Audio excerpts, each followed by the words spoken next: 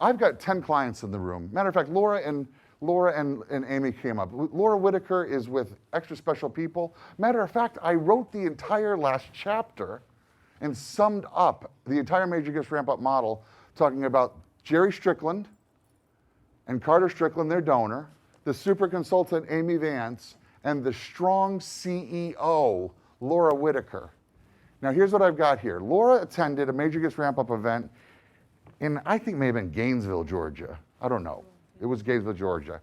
And Laura is just youthful as far as I'm concerned. She is a youthful CEO. But here's what happened. The CEO at the nonprofit that she was volunteering at passed away. And the family was making a decision as to whether or not they were going to continue on with this legacy or let it appropriately dissolve and say that it had accomplished its goals. And Laura, not knowing any better, just went out in the community without apology and raised tens of thousands of dollars to keep it going. And they said, would you like to be the executive director? I'm fond of saying that Laura didn't know that this stuff didn't work, so she just went out and did it. And we were able to get a hold of her and be part of her life through Amy Vance, one of my dear friends. Matter of fact, Amy and I have been serving together for 25 years. Amy was one of my first clients, and we began serving other nonprofits through this model. So you put the two of them together. Ladies, would you mind explaining what happened with your DonorScope file and your awareness event? Well, we went through the whole process of looking for donors, and we had this discussion. We were in Athens, Georgia, which is a college town, and are there going to be enough people in town, and can we do this? Well, sure enough, there were 2,500 millionaires in the area. And so we purchased that list. We did not do any overlay. You had a pretty small internal list. You just list. downloaded names. We just downloaded names, and we had 2,500. There was we're always talking about, Jimmy will tell stories about looking for a creative venue. The facility that they had was not large enough to do an event, which is why she needed to do Major Gifts Ramp Up. So there was a new theater in town, not new actually, it was a renovation in this cute little square area of Athens, Georgia, called Athens, the Georgia Theater. And it had been, you tell the story. Well, I remember sitting here listening to Jimmy and Amy talk about all these cool places that they did their awareness events in New York and at the jail, and I'm like, well, I work with kids with developmental disabilities, and the last place that people want to go if they don't have experience with people with developmental disabilities is to a facility to see people with developmental disabilities. You can't pay somebody to go see a child in a wheelchair. You just can't do it. And I can say that because I work with them every day. So I thought, where in Athens, Georgia are we going to have this awareness event that I can bring people to see kids with developmental disabilities? Well, along this process, our big historic theater that had been there for years, it used to be the old YMCA, burned down. It was like the talk of the town. The entire thing completely imploded and burnt down. And so over the course of this process, they were rebuilding this theater. And there was all this fundraising along with, and so I said, okay, I'm going to capitalize on this marketing of Georgia Theater, and I'm going to try to host a sit-down lunch. And so I went to the owner and said, would you let us use your facility? And he said, yeah, sure. We're going to open at this date, in October was the time. And I was like, okay, I hope it's ready in time. And he said, but you can't put tables on this floor. It slopes like this. And I said, well, can you let me try? And he said, sure, you can try. And sure enough, we were the first event that they hosted there after they opened. And they now host weddings and events there all the time because two crazy girls tried it out and put some tables, and it actually worked. So that's where we held our event. Yeah. It was great. So we had a great design team that made an invitation. They had the Georgia Theater, some curtains. And if I may, when Laura took over as CEO, not executive director, as CEO, in my estimation, their budget it started out with $150,000. When she got it, it was $180,000 a year. So I'm letting you know that what she was able to accomplish is accessible to you with your size budgets. Thank you. So we sent out 2,500 invitations and crossed our fingers. We really did. And as you know, in today's market, it's hard to get people to RSVP. And we were biting our nails. But sure enough, we got to the event, and it was at lunchtime. I think it started at 11:30, and at 11 o'clock, people started showing up. And they kept coming, and they kept coming, and they kept coming. and it was standing room only. We didn't have enough chairs. We didn't have enough tables. There was a balcony upstairs that kind of ran around the theater, and they just kept coming. And we were so excited. We were so excited. Now, with that being said, what do you think the count was then? It was between 250 and 300 Okay. people. Yeah, and So- a lot of individuals, like you said. They rented the donor scope file. They sent out a creative invitation. They had a non-fundraising event during a non-fundraising awareness event during the lunch hour, and their return was higher because their town was smaller. Okay, just know that a little bit. That was a factor here. Now, here's what's interesting. This is, I am fond of saying. Matter of fact, I wrote in the book. Laura sat down, went back to her board, and said, after coming to Major Gifts Ramp Up, fundraising finally made sense to me. It kind of begins here and it ends here, and here's all the things that you can do in between. Now, friends, here's what's great. I want you to know that there's counselor after Hall Powell's here, Alex Young is here, Amy Vance is here, Nick's here. There's all sorts of counselors here, and they're going to tell you that this model up to this point is A plus B plus C plus D equals E. If you do this up to this point, what we're taking, you're always going to end up with a group of zillionaires, brand new, in the room. We can always get you to that point. Here's what's great. She was fearless. She was fearless.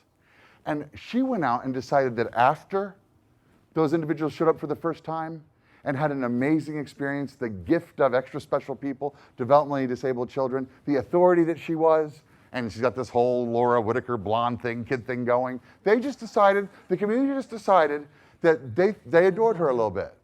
And here's what she did. She went out and built relationships with them. Only a few years later now, her budget is $600,000 a year, sustained. But I forgot to tell you, in that same 3 or 4 year period, she also raised an additional $3 million and has completely moved and expanded her facilities. Expand on that for us, Laura. I'd like to mention, too, that Athens, Georgia has more nonprofits per capita than any other city in the United States. So when we started this process, we had people, our local United Way, who I'm dear friends with now, told us, you didn't do a feasibility study. There is absolutely no way that you will raise $3 million. You just can't do it. And so we had our challenge. I mean, we had. No, I want you to say that again, friends. Did you hear what she said, Holly Hall? They said to her, if you don't do a feasibility study, who do you think you are? Let no man despise your youth. That's what you got going here. You wacky kid, you can't raise $3 million without a feasibility study. Yeah. I mean, I remember the phone call from Laura that day. They said, I met with United Way, and she was so upset because they had said to her, well, good luck with that. Nobody else. Present United Ways accepted, Yeah. naturally. Naturally. And she said she's dear friends with them. Dear friends with them now on the search committee for the new president. So, so we definitely had our work cut out for us. But, like Jimmy said, I didn't know any other way to do it. And I had Amy's support. And in terms of our capital campaign, a lot of the success of our awareness event had to do with the venue.